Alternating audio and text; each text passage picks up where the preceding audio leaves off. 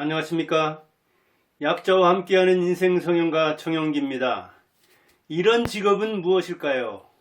넷 중에 4명, 하나는 자살, 둘은 감옥, 그리고 하나는 감옥행입니다. 그런데 하려고 하는 사람은 무척 많습니다. 아마 술집에서도 내가 하면 저만큼 한다, 저보다 더 잘한다, 그리고 시의회다, 군의회다, 군수다, 시장이다, 도지사다, 국회의원이다, 말할 것도 없이 남녀를 떠나서 노소를 떠나서 누구든지 해보려고 하는 직업입니다. 어떤 직업일까요? 예, 그렇습니다. 대통령입니다. 노무현 이후를 봅시다. 노무현 자살, 이명박 감옥, 박근혜 감옥, 그리고 문재인 아마 감옥 갈 것을 지금 예상할 겁니다. 아니면 불안에 떨 겁니다.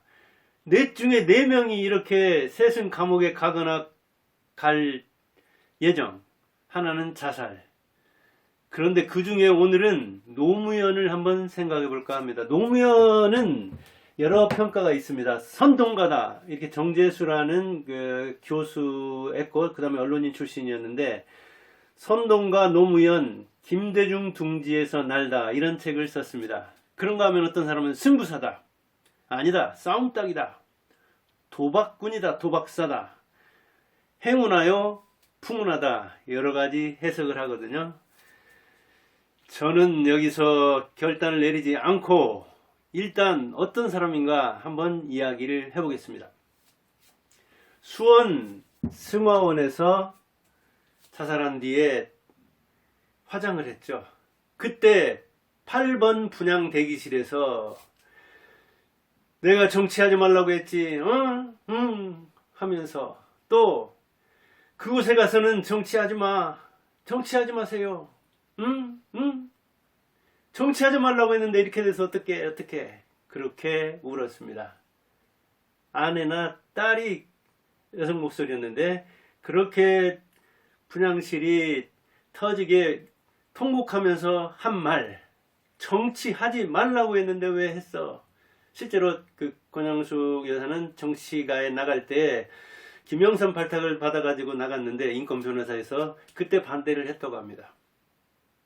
그런데 정작 그 아내나 딸, 그들이 정치자금과 누가 주는 후원금, 그게 흑막이 있어서 그것 혐의 받다가 조사받다가 자기가 생각하는 것과 다르니까 그래서 극단적 선택을 하게 됐는데, 아내와 딸은 정치하지 말라고 했는데 어떻게 하냐 이렇게 돼가지고 그렇게 울었다고 합니다. 남자들은 그럴 때도 그냥 흑흑대고 눈물이나 흘리고 그러지 속에 있는 말을 하는 것, 그것을 잘 못하죠. 또 다른 사람이라도 있으면 더욱더 못하죠. 자신 생각에서, 죽은 사람 생각에서. 그런데 여자들은 감정을 솔직하게 토로하는 측면이 있죠. 그게 노무현 스타일이죠. 솔직 담백하게, 자기 말을 쉽게, 대중이 알아듣게. 그래서 부인하고 뭐 얽힌 문제가 있을 때, 또는 그 장인, 그가 어떤 좌파 운동 거기에 얽혔다고 하니까 그럼 내가 부인을 버리란 말입니까? 하면서 이런 말을 하기 때문에, 이게 정재수 같은 사람은 선동가 기질이 있다. 미디어를 이용할 줄도 알지만 청문회 스타에서 자기가 그 관종 성격도 있지만 이렇게 딱 가르는, 승패를 가르는 그런 또 기질이 있다, 그런 평가를 합니다. 정주영이 죽었을 때 그 아내나 딸들 또는 여동생은 어떻게 울었을까요? 그 여동생이 이렇게 울었다고 합니다. 아이고 우리 오빠 불쌍해서 어떻게 대통령도 못 해보고 이렇게 죽어서 우리 오빠 불쌍해서 어떻게 하고, 정주영의 여동생이 하나였던가요, 둘이었던가요, 울었다고 합니다. 천하가 울리게. 그거는 정주영보다 아마 시원찮은 그런 친구들이 이렇게 대통령 한다고 정변을 일으켜가지고 이렇게 괴롭혔는데, 박정희 때는 덜 괴롭힘 당했지만 전두환 노태우 때 좀 힘들었죠. 김영삼 때는 자기하고 대결해가지고 더 힘들었죠. 이런 것 저런 것을 아마 비꼰 말이자 실제 자기 그 오빠에 대한 존경을 드러내면서 거기에 대한 통화를 한 것이라고도 할 수 있겠죠. 아무튼 정주영은 정계에 나가서 그렇게 당시에 90년대 초든가요 5천억인가를 투자해가지고 떨어졌죠. 이렇게 정계에는 희비가 엇갈리는 사건들이 많고 그 정치인들의 말로는 대부분 우리나라에서는 비극으로 끝나는 측면이 많은데 그 노무현의 인생은 어떤가 그럼? 노무현은 인생에서 성공한 건가 실패한 건가? 자기는 어떻게 평가했는가? 그 유고집이든가요? 그 책에서 성공과 좌절이라는 책이 있죠. 노무현의 책. 거기서 일정 부분 성공했고 그리고 실패라기보다도 좌절했다 그런 이야기를 하는데 그는 부산고 출신이죠. 고등학교 나와서 75년 1975년이면 제가 고등학교 1학년 때네요. 46년생이죠 노무현은. 그리고 저는 58년 개띠니까. 그런데 그 17회 75년 7은 58명이 연수원을 졸업했다고 하죠. 58명 중에 아마 유일하게 고졸 출신일 겁니다. 그러니까 고졸 출신은 그때 당시에 그때 당시는 5급 공무원이잖아요. 5급 공무원 시험 보는 것도 쉽지 않았는데 면석이다 분석이다. 저도 우리 아버지가 5급 공무원 시험 보라고 했습니다. 그때 당시로. 지금은 9급으로 늘었죠. 그런데 대학생들 사이에 꼈는데 그 대학생들의 주류가 누구냐? 서울대죠. 지금도 스카이가 뭐 법학대학원이나 뭐다 이 법조계 절반을 점유하고 있듯이 당시에 아마 고등학교 졸업한 유일한 사람으로서 스트레스도 엄청나게 받았을 겁니다. 실제로는 올라온 이 바탕에서부터 올라온 걸 생각하면은 바닥 인생이 하늘 인생이 된 것인데 거기서 아주 서름을 많이 받고 누구 잘 어울리지도 못하고 뭐 통쾌하긴 했지만 그 다음에 이제 서울대 친구들은 자기하고 같이 이렇게 그 레벨이 같아졌는데 실제로 고등학생으로서 고졸자로서 합격했으니까 자기들보다 실력이 훨씬 많은데도 세상은 그렇게 평가를 하지 않았죠. 그러다 보니까 그 판사 잠깐 거쳐서 대전에서 했던 거예요. 그 다음에 변호사로서 초기에는 대개는 이제 돈 버는 데 주목하다가 불임 사건이 있죠. 1981년에 그 부산에서 일어난 어떤 용공 조작 사건 그렇게 하는데 거기에서 이제 학생들이나 시민단체 운동하는 사람들을 인권 변호하면서 눈에 띄게 되었고 돈 잘 버는 변호사에서 사람 생각하는 힘 없는 사람들 도와주는 약자 편에서는 말 그대로 변호사들이 자기가 변호사 된 이유를 제일 많이 댈 때 그거잖아요. 인권. 의사들은 말할 것도 없이 치료. 죽을 병 걸린 사람 살려주는 거 그거잖아요. 그래서 김영삼한테 발탁돼 가지고 국회의원 하고 정작 김대중 쪽으로 가서 김영삼이 그 3당 합당할 때 민정당 노태우 민정당이면 민자당이었나요? 그 다음에 공화당 김종필 그리고 또 하나가 누구예요? 김영삼 민주당이었네요 거기는. 이렇게 3당 합당할 때 이건 아니다 해서 박찬종 뭐 이런 사람들과 더불어 나오게 되죠. 나와서 김대중계로 가면서 그래서 자기를 발탁해 준 사람은 김영삼인데 김영삼은 정치인으로서는 인정할 수 있지만 지도자로는 인정할 수 없다. 그런 이야기를 자기 저서에서 썼고 그리고 김대중은 역시 지도자로서 존경할 만하다. 김구는 돌아가셨는데 현존하는 정치인 중에서는 가장 존경할 만한 사람은 김대중이다 해서 역시 김대중 쪽으로 갔고 그리고 부산에서 몇 번의 고배를 마신 다음에 그럴수록 오히려 그 바보 노무현으로서 인기가 올라갔고 결국 정몽준하고 이렇게 여론을 통한 합당 그래서 단일화를 통해서 이렇게 이해창을 꺾고 대통령이 당선되는 정말 순간순간을 보면은 정치가로서 한 15년 안팎 한 다음에 대통령이 됐던가요? 50대 후반이니까 뭐 그렇게 빨리 된 건 아니지만 그렇게 또 준비를 제대로 해가지고 된 것도 아니죠. 그래서 자기가 얘기하고 있습니다.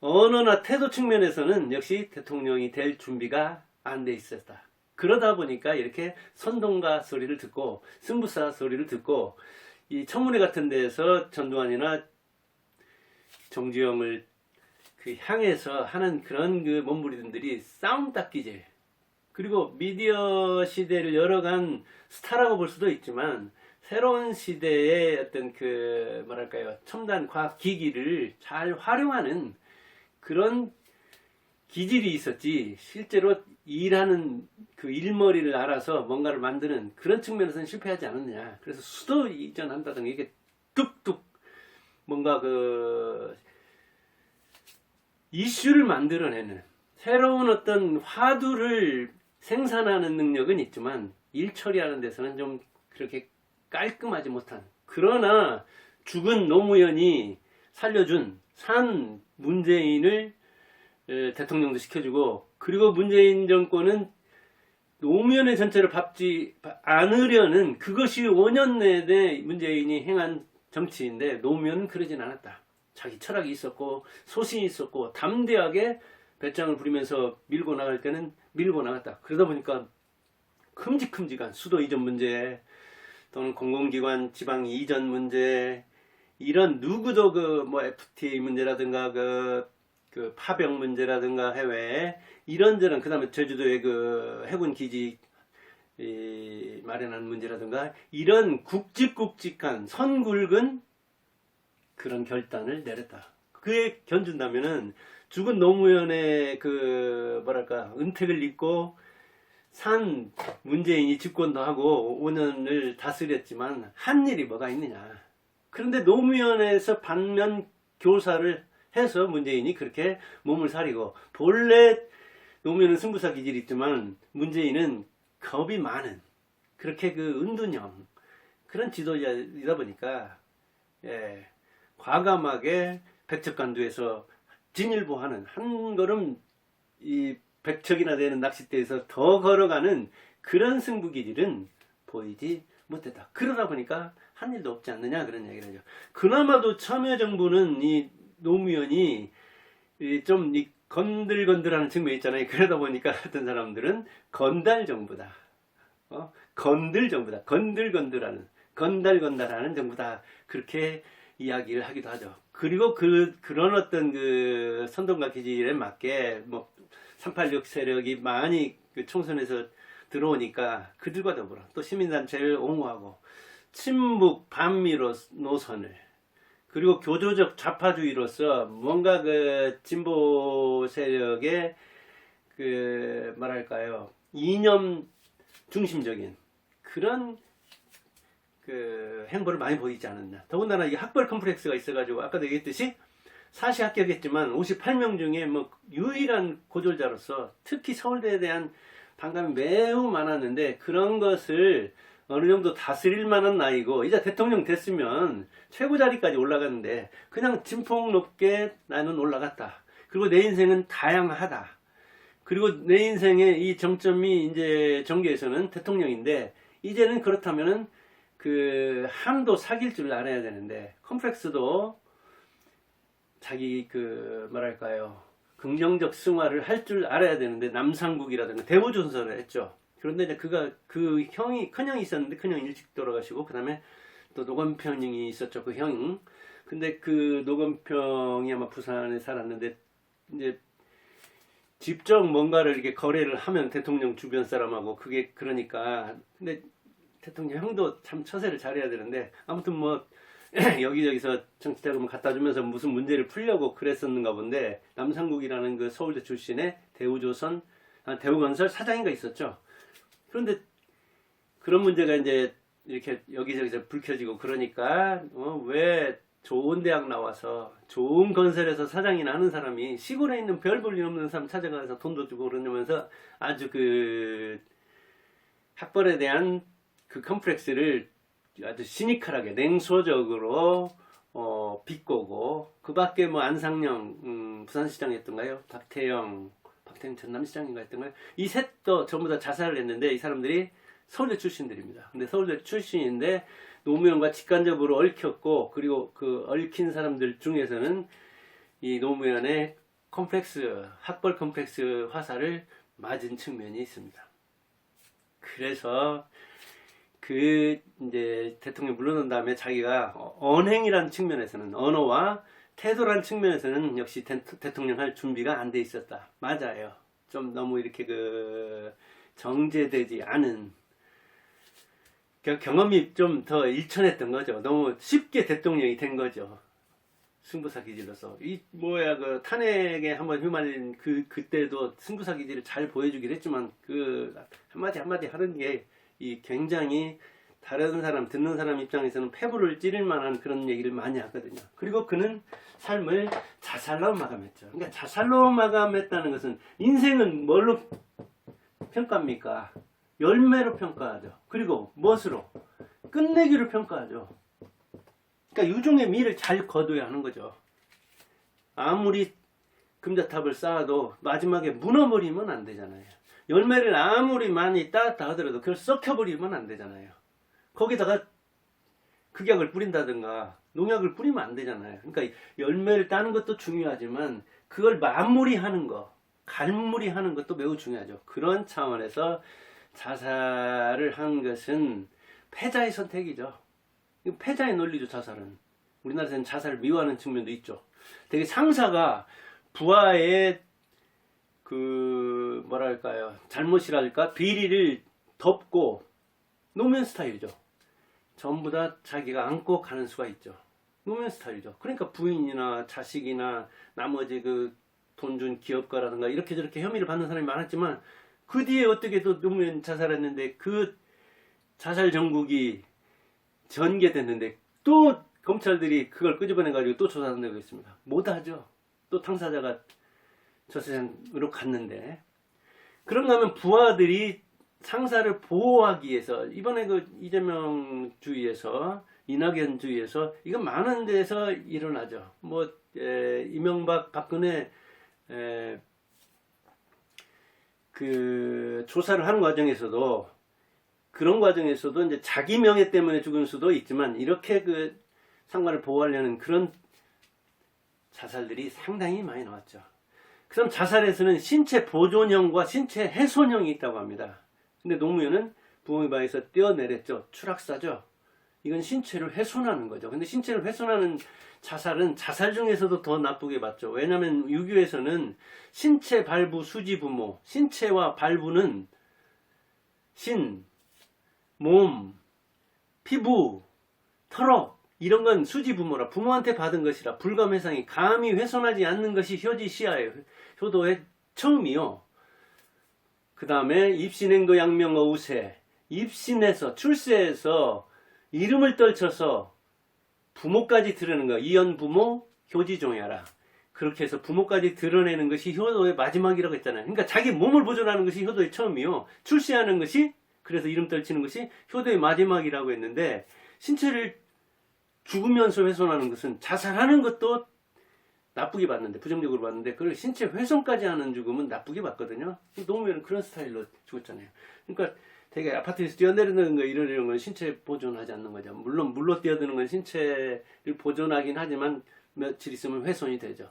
그래서 이제 약이라든가 가스라든가 이런 걸 흡입하고 죽는 수들이 많은데, 신체를 보존하는 그런 자살이죠.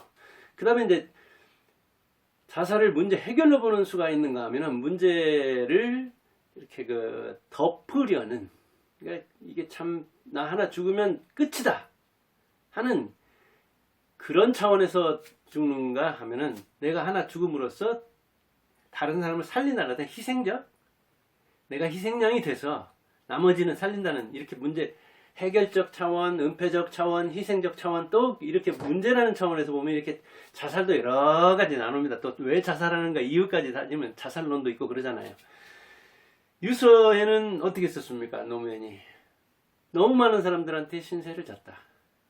삶과 죽음은 자연의 한 조각이다. 한 조각이다. 그러니까 생사가 동일하다.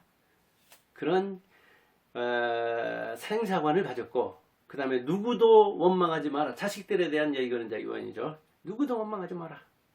운명이다. 이렇게 지금 써놓는 유서, 오래된 생각이다. 그리고 62세였던가요? 2009년이니까 46년생이고. 그러면 그가 이렇게 유서에 남긴 이야기는 자기가 오래된 생각이라고 했지만 그런 생각을 해왔다 하더라도 아마 그 사건을 둘러싸고 혐의를 받으면서 조사를 받게 되고 이런저런 상황에서 그러는데, 대개 보면 이제 아까 그 딸이나 그 아내가 정치하지 말라고 했는데 왜 정치해가지고 이렇게 됐느냐고, 처세상 가서는 정치하지 말라고 그렇게 울었다고 그러는데, 사실은 그 빌미를 아내와 딸이, 특히 아내가 제공한 측면이 있죠. 왜냐면 그것도 자서전인가 보니까 그렇게 나오더라고요. 뭐 여보 나도 좀 살려줘, 그런 책도 있고 그러던가요. 아내가 이 대통령 뭐가 있냐 이거 해봤자, 그러니까 어떤 북이 영화와 왕과 관련되는 그런 측면이 있잖아요. 그래서 이 부인들의 애국관이랄까요, 세계관이, 가치관이 매우 중요한데, 그래서 이제 박정희는 첫 부인하고 이렇게 이혼한 다음에, 헤어진 다음에, 그 다음에 이제 유경수 여사를 맞았죠. 그래서 유경수 여사는 물론 미워하고 과장한 측면이 많긴 하지만, 그런 영부인의 모델로 이제 이야기를 많이 하는데, 그 뭐 미워와 과장이 너무나 돼 있다. 그래서 김종필 같은 사람은 아주 그 냉혹함을 막 평가하고 그렇게 됐는데, 김종필은 박정희의 조카 사이 아닙니까? 그런데도 아마 김종필 부인이, 김종필이 자기가 이제 그 미국 유학 갔을 때 김종필 부인이 출산을 했는데, 아마 유경수 여사가 좀 차갑게 굴었는가 보더라고요. 그러니까 그게 그 김종필의 부인한테 한이 돼가지고 이제 아마 뭐 서운함 그런 얘기를 꺼냈겠죠. 그러다 보니까 이제 그 유경수에 대해서 그 측근에서 본 입장으로는 그렇게 호평할 수 없다, 그렇게 이야기를 하던데, 이렇게 사람은 이제 가까이서 보는 거하고 멀리 보는 거하고 다릅니다. 아무튼 이미지로 만들어내는 거하고는 또 다른 측면이 있는 거니까. 아무튼 이 부인들 이야기 얼마나 많이 나옵니까? 권양숙도 그렇고, 뭐 김영숙도 그렇고, 이번 뭐 김건희도 그렇고, 김씨들이 많네요. 영부인 중에. 노무현 그렇고, 이명박은 또 누구요? 이명박 이름이 빨리 생각이 안 나네요.